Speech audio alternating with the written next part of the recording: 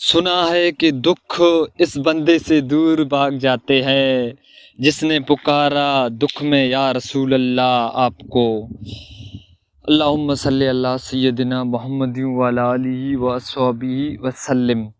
آج میں اس ویڈیو میں آپ لوگوں کو درود پاک جب روح میں اتر جائے تو اس کا کیا کیا فائدے ہوتے ہیں، کیا روح میں اگر انسان کے روح میں درود پاک اتر جائے تو پھر تو اس کے لیے تو اس جان میں اس جان میں بھی کامیابی ہے۔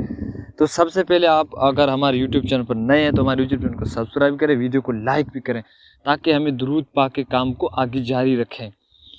تو آئیے آپ پورے آپ کو بتاتے کہ جب انسان درود پاک پڑھنا شروع کرتے ہیں تو پہلے صرف زبان سے درود پڑھتا ہے، پھر ایک وقت آتا ہے کہ جب وہ دل میں درود اتر جاتا ہے نا، درود پڑھتے پڑھتے ایک وقت پھر ایسا آتا ہے کہ جب درود انسان کے روح میں اتر جاتی ہے نا، سنو، جب درود پاک کسی بھی خوش نصیب کے روح میں اتر جاتی ہے نا تو یہ نشانیاں ضرور ظاہر ہوتی ہے۔ سب سے پہلی نشانی یہ کہ اس انسان کے دل میں اپنے آقا کے محبت ہوگی، حضرت محمد صلی اللہ علیہ وسلم کی محبت پیدا ہوگی۔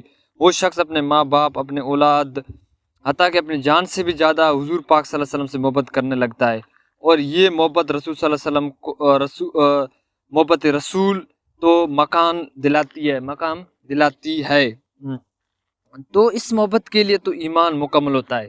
یہ محبت جس کے دل میں ہو جائے نا، اس کا ایمان مکمل ہوتا ہے۔ یہ محبت رسول ہی تو ہے جو ادنا کو اعلیٰ بنا دیتی ہے، بے قیمتی کو انمول بنا دیتی ہے۔ یہ محبت رسول صلی اللہ علیہ وسلم تو ہی ہے جو انسان اللہ کریم کا خاص بندہ اور رسول صلی اللہ علیہ وسلم کا خاص غلام بنا دیتا ہے۔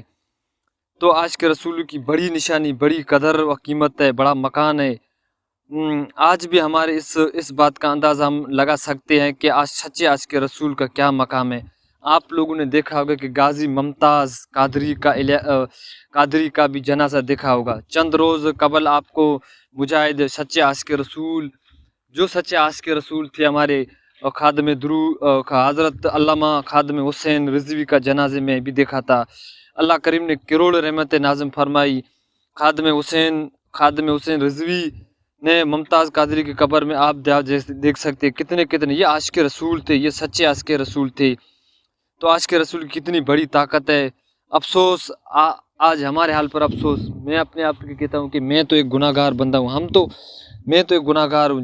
جب درود روح میں اتر جاتی ہے نا، پھر وہ بندہ دن رات درود پڑھتے اور اپنے امت محمد دے کے پیغام میں پہنچانے کی کوشش لگ جاتے۔ ایک بزرگ کا فرمان ہے، جو وقت کا کلندر ہوتا ہے نا، وہ اللہ پاک کی نوکری یہیں پتہ لگتا ہے کہ لوگوں کو درود کی دعوت دیتا ہے۔ اللہ کریم آپ کو میری بات سمجھ میں آ جائے۔ رب کریم مجھ جیسے ناچیز کو بھی ہم سب کو درود پاک پڑھنے اور پڑھنے والے کی خوش نصیبی عطا فرمائے۔ اللہ پاک ہم سب کو زیادہ سے زیادہ درود شریف پڑھنے کی توفیق دے دے، سب کو درود پاک پڑھنے کی توفیق دے دے۔ آپ میرے لیے بھی دعا کریں، ہر وقت درود شریف پڑھنے کی توفیق دے دے اللہ پاک ہم کو۔